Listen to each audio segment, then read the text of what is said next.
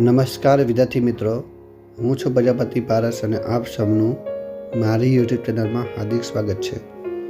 વિદ્યાર્થી મિત્રો, આજે આપણે ધોરણ 12 કોમર્સના વાણિજ્ય વ્યવસ્થા અને સંચાલન એટલે કે BA વિષયના મોડલ પેપર જોવાના છે અને સાથે સાથે આપણે એની બ્લુપ્રિન્ટ પણ જોઈશું અને એનું માળખું પણ સાથે જોવાનું છે. તો વિદ્યાર્થી મિત્રો, સૌપ્રથમ આપણે કે કયા ચેપ્ટરમાંથી કેટલા માર્ક્સનું પૂછાશે એ પહેલાં આપણે જોઈ વાળીએ.